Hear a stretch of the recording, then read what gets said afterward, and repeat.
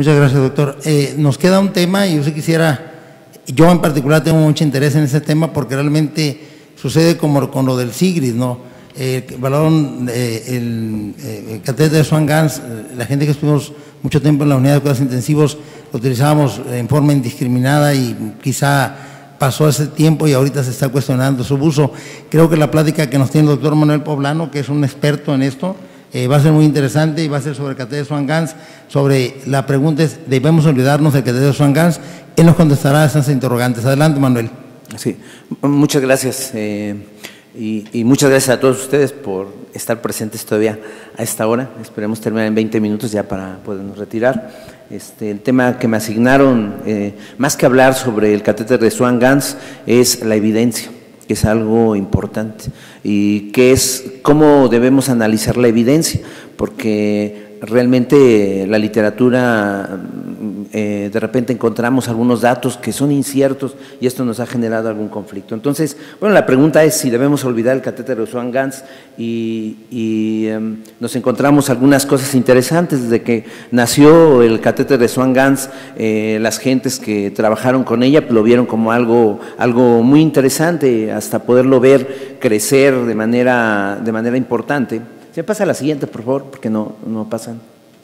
Sí, hasta verlo crecer de manera importante y verlo en todo su esplendor, en donde estuvimos utilizando el catéter. La siguiente, por favor. Y nos encontramos, bueno, esta foto que es de manera histórica, en donde tenemos al doctor Ganz y al doctor Swan, en donde podemos apreciar del lado de las curvas que tanto nos apasionaron o nos han apasionado durante una buena cantidad de tiempo. Al estar construyendo esta plática, me hizo recordar todas aquellas horas que dedicamos para poder aprender curva por curva, detalle por detalle, para poder saber exactamente dónde estaba el catéter de Swan-Ganz. Tantas cosas aprendimos de ello, tantos aspectos fisiológicos, conocimos exactamente la curva de cuando iba entrando desde la vena cava a la aurícula derecha, al ventrículo derecho, arteria pulmonar. Dedicamos mucho de este tiempo para los exámenes, por ejemplo, leíamos una gran cantidad de literatura para podernos aprender exactamente toda esta cantidad de curvas de lo que veíamos. Nos creamos con las curvas realmente, y no solamente de esto, sino también de otro tipo de monitoreo también que tuvimos. Ahí apreciamos, de hecho, al doctor Swan y Ganz con un catéter, y se dan cuenta la parte oscura que se ve en ese catéter que tienen en la mesa. Es de los catéteres que utilizamos en los años 90, cuando empezamos a utilizar la saturación venosa continua, un catéter que lo abandonamos, no sé por qué razón, cuando realmente teníamos un aspecto muy interesante de monitoreo y que se fue perdiendo con el tiempo.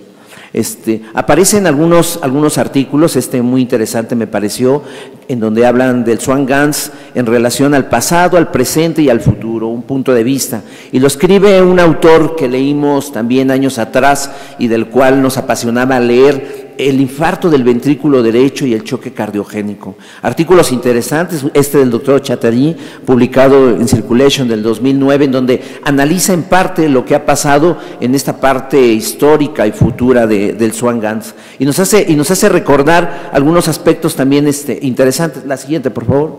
Algunos aspectos interesantes. Si me pasa la diapositiva. Ya. Apareció dentro de la parte histórica, sí, lo que pasa es que no pasa, y cuando la aprieto dos veces, si me pasa la previa, por favor.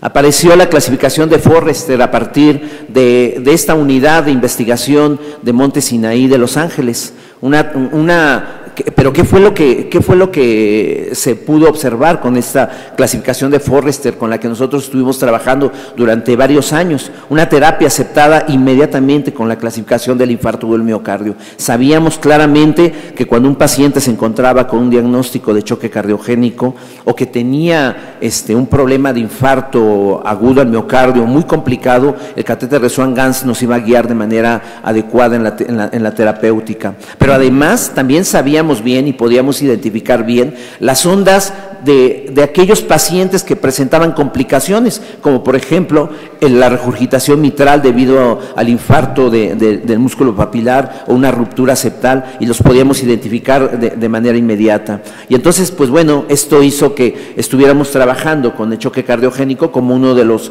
motivos importantes para estar colocar el catéter de Swan-Ganz. La siguiente, por favor. Si me pasa la siguiente.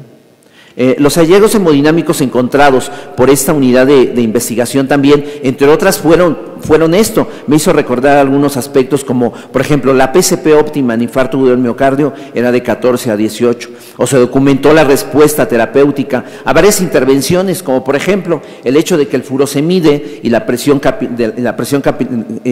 administrado disminuía la presión capilar pulmonar y la presión de la aurícula derecha antes de que el paciente empezara a tener uresis. O, por ejemplo, el efecto benéfico del nitroprusiato en el infarto agudo del miocardio y la regurgitación mitral severa. Cosas que se documentaron y que nos parecieron también interesantes. La siguiente, por favor. También se encontró que el decremento en el gasto cardíaco y el trabajo ventricular izquierdo con elevación de la presión capilar pulmonar eran datos de mal pronóstico. Sin embargo, se documentó también posteriormente que los hallazgos radiológicos y los datos clínicos que se encontraba uno eran tan efectivos como los hemodinámicos. Entonces empezaban a aparecer algunas cuestiones controversiales. Ya no necesitaba necesariamente tener un catéter de Swan-Ganz. Realmente tal vez le dimos tanto peso a todos los valores que encontrábamos en el Swan-Ganz que realmente empezábamos a perder en algún momento esta parte clínica o algunos otros elementos que podíamos tener para el diagnóstico. Pero todo esto ocurría antes de que tuviéramos ecocardiografía, lo cual bueno, realmente cambia muchos aspectos, porque podemos ahora tener la función ventricular y complicaciones agudas del infarto del miocardio evaluados por medio de este estudio de ultrasonido. La siguiente, por favor. Nos encontramos que también el hecho de que haya cambiado el tratamiento del infarto agudo del miocardio, que se haya orientado de manera más invasiva con hemodinamia, angioplastía, ha modificado un poco las cosas. Me acordaba también que en los años 90 aplicábamos prácticamente a todos los pacientes que tenían infarto agudo del miocardio un catéter de Swan-Ganz cuando estaban en edema agudo pulmonar o estaban en choque cardiogénico, y probablemente antes de ello también lo aplicábamos también. Ha cambiado la situación, realmente muchos pacientes los teníamos con descompensación años atrás. Actualmente el paciente tiene una angioplastía y difícilmente lo tenemos en una complicación mucho más que cuando trombolizábamos de manera tan común. Se documentó a través del tiempo que el catéter de Swan-Ganz incrementaba la mortalidad y la morbilidad. Recordamos aquel artículo a mediados de los 90, cuando el doctor O'Connor establece que incrementa la mortalidad en un grupo de pacientes críticos. Realmente a las gentes que ocupábamos el Swan-Ganz es algo que realmente nos llamó mucho la atención, pero fue un artículo suficiente como para que mucha gente pusiera en tela de juicio lo que estaba pasando con el catéter. La siguiente. En 1987, Gore reporta que el uso de Swan-Ganz en pacientes con infarto agudo del miocardio que tienen hipotensión y falla cardíaca congestiva incrementaba la mortalidad. Este tipo de estudios, así como se presentan, hicieron que muchas gentes retiraran el catéter de Swan-Ganz como una evaluación diagnóstica de los pacientes. Sin embargo, no debió haber sido como tal, porque se trataba de estudios que no estaban del todo bien realizados. Por ejemplo, un estudio retrospectivo no aleatorizado, un estudio realmente que no tenía todo el peso para poder llegar a tener algunos resultados mucho más claros. La siguiente, por favor. En un análisis post-hoc, por ejemplo, de otros estudios que leímos, que eran el gusto, me estaba acordando de estos estudios que nos los leímos cuando veíamos a los pacientes con infarto agudo del miocardio, el gusto 2B y el gusto 3, encontraron un incremento en la mortalidad en pacientes con Swan-Ganz que no tenían choque cardiogénico y hasta 5 veces. Aquí la situación ya es diferente, son estudios bien llevados, estudios sin embargo que no fueron hechos para analizar este tipo de pacientes, o analizar el Swan-Ganz para este tipo de pacientes. Solamente se encontró este hallazgo. Realmente lo que se postulaba aquí era idear otros estudios para evaluar realmente el Swan-Ganz en esta condición clínica.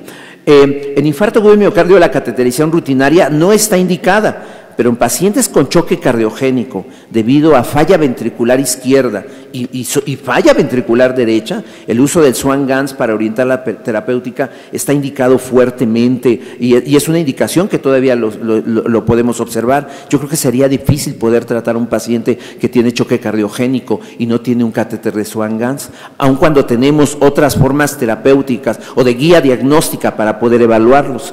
En enfermos graves ha sido usado para determinar la causa de hipotensión y choque y distinguir entre edema agudo pulmonar por permeabilidad. De hecho, el diagnóstico de CIRA, una de sus piedras angulares es precisamente la evaluación de la PCP para poder conocer si el paciente tiene un edema agudo pulmonar por permeabilidad o no. Algo interesante también que me acordé es el hecho de que colocábamos el Swan-Ganz para evaluar la disponibilidad y consumo de oxígeno. Realmente esto fue hasta una parte de una moda, como ha ocurrido también en diversas situaciones. Recuerdo muy bien aquellos artículos que el doctor Shoemaker publicaba y que nos íbamos a leer de manera detallada para tratar de optimizar el consumo y disponibilidad de oxígeno. Cuando los pacientes los entregábamos al día siguiente de la guardia en la unidad de terapia intensiva, debíamos saber cuánta disponibilidad y consumo tenían los pacientes. Si el paciente lo habíamos recibido en 550 mililitros de disponibilidad, era muy grato saber que al otro día lo estábamos entregando con 600 mililitros de disponibilidad. Es decir, algo habíamos hecho. Obviamente que esto no lo podíamos determinar si no colocábamos un catéter de Swan-Ganz, pero estábamos hablando de situaciones en donde precisamente pues, no teníamos otras formas de monitoreo. Sin embargo, las técnicas actuales para medir gasto cardíaco siguen tomando como base aún al catéter de Swan-Ganz como su patrón para poderlo comparar. Fue utilizado entonces para optimizar esto. Los artículos de los años 90, las revistas, existían una gran cantidad de este tipo de artículos para poder guiar esta terapéutica. Regulando además 3 grupos de medicamentos principalmente, que eran los diuréticos, los vasodilatadores y los inotrópicos. Para eso utilizábamos el Swan-Ganz. Y bueno, era un gusto. Recuerdo en un diciembre, de cuando estaba de guardia en alguna ocasión, teníamos 12 pacientes internados. Los 12 estaban intubados. Eso no era mayor problema, que estuvieran intubados los 12 pacientes. La situación es que 11 de esos 12 pacientes tenían un catéter de Swan-Ganz.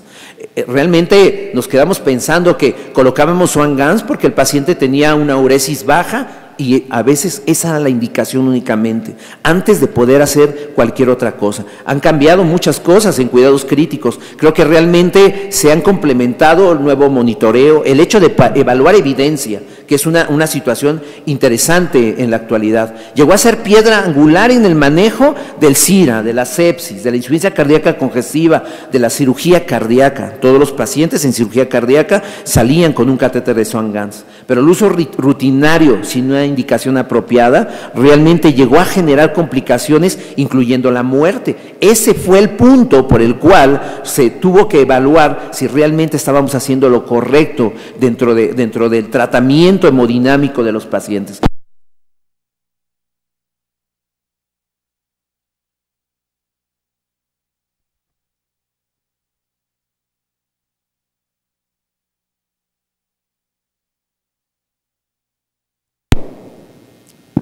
Bueno,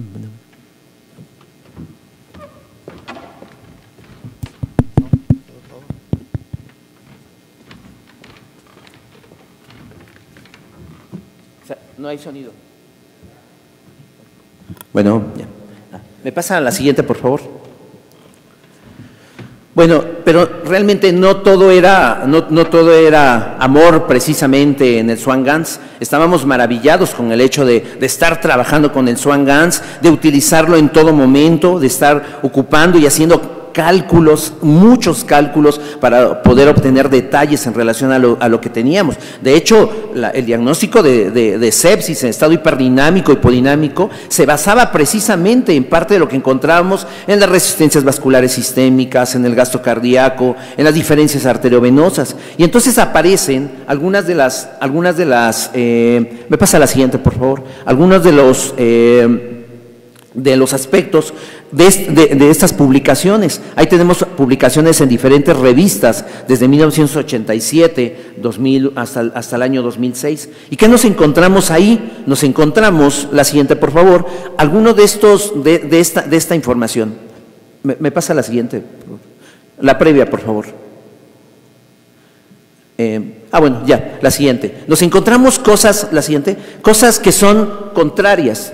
De repente nosotros estábamos viendo la parte clara, la parte importante de lo que nos evaluaba el Swan-Ganz, y de repente nos encontramos con este tipo de información. Y estas son parte de algunos de los artículos que aparecen. Sí, muerte asociada a un catéter de Swan-Ganz, tiempo para poder esperar a estar evaluando el Swan-Ganz, es tiempo para tirar el catéter de Swan-Ganz. Unas preguntas, yo creo que me parecía que tal vez eran interesantes de poder evaluar qué estaba sucediendo. El catéter de Swan-Ganz, amigo, enemigo o un cómplice, o la muerte del Swan-Ganz y otras historias. Cosas así aparecieron en la literatura, y pues bueno, eso fue el motivo de poder entonces encontrar realmente qué tenemos de datos. La siguiente, por favor.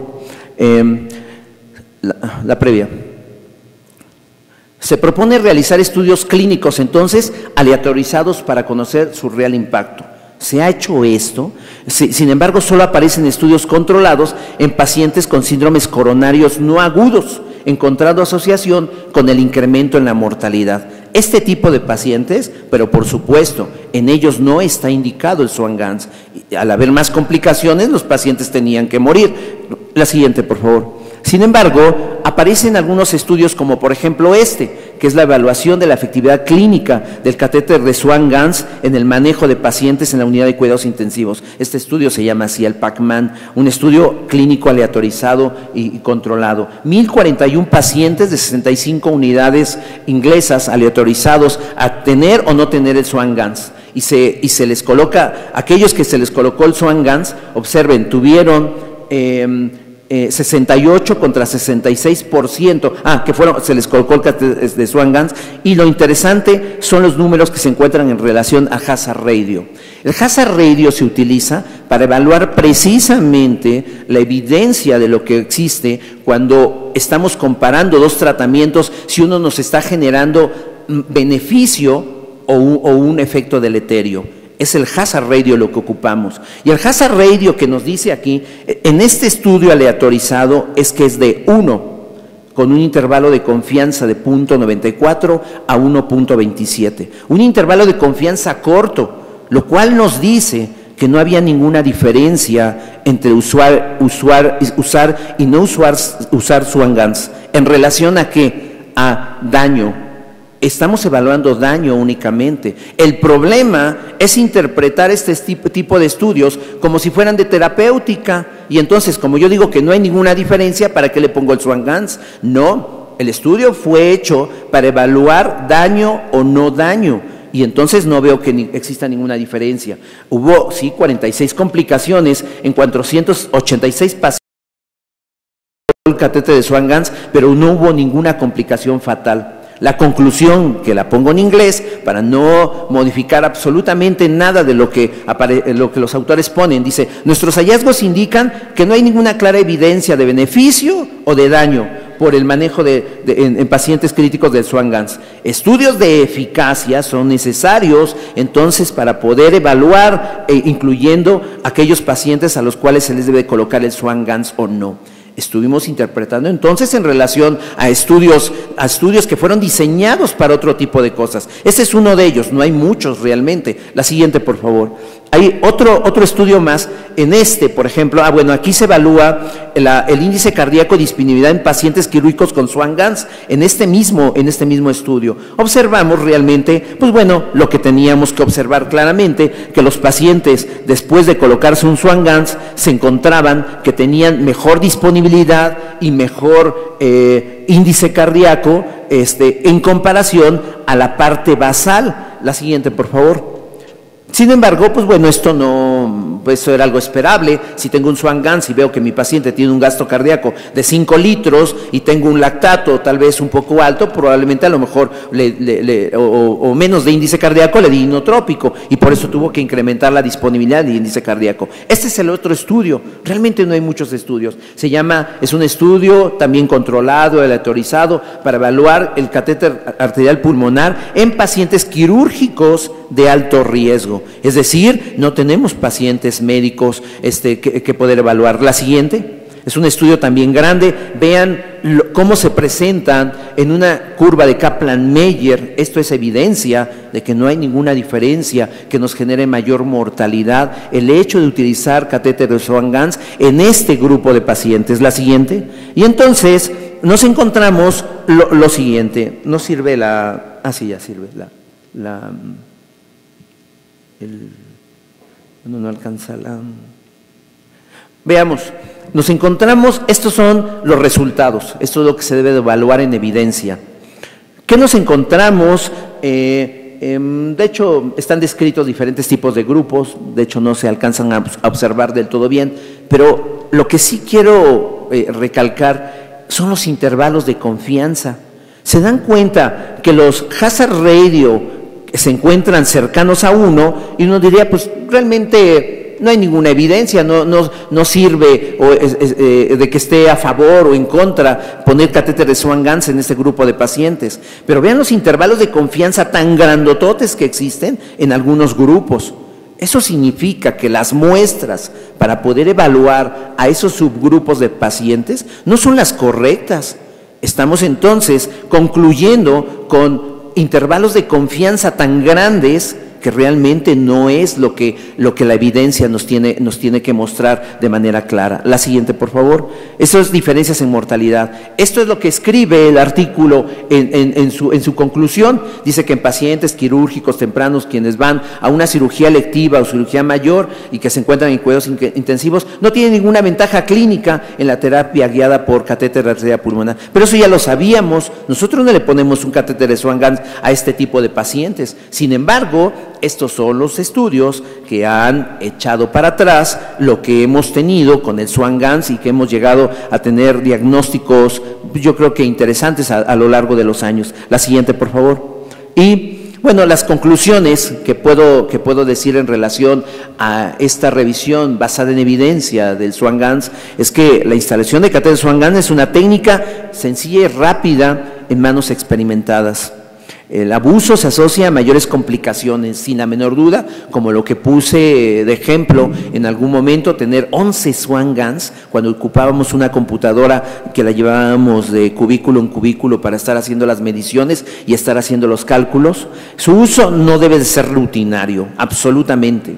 Que aún es necesario en choque cardiogénico y en el diagnóstico de otras causas no comunes de falla cardíaca. Si tiene un paciente con sepsis y tiene datos de bajo gasto, es probable que pudiera llegar a utilizarlo o buscar alternativas de colocación de Swan-Ganz. Y estoy hablando del Swan-Ganz que tiene más elementos, saturación venosa continua, volumen diastólico final, que me da otros datos interesantes. Recientemente, hace unos días, analizábamos un caso que tuvimos en donde todas las variables estaban correctas, pero el volumen diastólico final fue lo que me mostró que el paciente tenía una sobrecarga de líquidos. La siguiente, y finalmente quiero decir, la medicina basada en evidencia, lo que pone el doctor Lipschitz, esto es lo que no queremos realmente, no tomar el conocimiento en la medicina basada en conferencias, en experiencias, que es interesante las experiencias, en ocurrencias o en creencias. La siguiente, por favor. En el hecho de no tomar la medicina basada en evidencias en imitación. porque siempre lo hemos hecho así. Por eso colocamos catéter de Swan-Ganz en predicciones, en tradiciones, en opiniones y muchas otras cosas más que en lo que podemos en ocasiones basar la medicina que estamos aplicando. La siguiente, y quiero comentar esto es importante, porque en ocasiones hemos rechazado la medicina basada en evidencia. ¿Por qué? Porque hemos pensado que lo más importante para poder elegir un tratamiento, un diagnóstico o un estudio que nos genere riesgo es la parte roja, solamente tomar la evidencia en números. Y al tomar la evidencia en números decimos, como tiene un hazard ratio de 0.7, ya no voy a aplicar o voy a aplicar ese tratamiento. Pero no se trata nada más únicamente de la evidencia en números. La medicina basada en evidencias es todo eso. Representa experiencia clínica, porque yo debo de decidir si este paciente que está en choque cardiogénico se va a beneficiar de ponerle un catéter de Swan-Ganz, y además del paciente, si mi paciente tiene contraindicaciones para colocarlo o no las tiene, podría indicar entonces colocar el catéter de Swan-Ganz. La medicina basada en evidencias es esto. Es el conjunto de todo lo que nosotros determinamos para poder llevar el mejor diagnóstico, el mejor tratamiento y pensar si la medida que estamos aplicando es de mayor riesgo o no en nuestro paciente. Muchas gracias.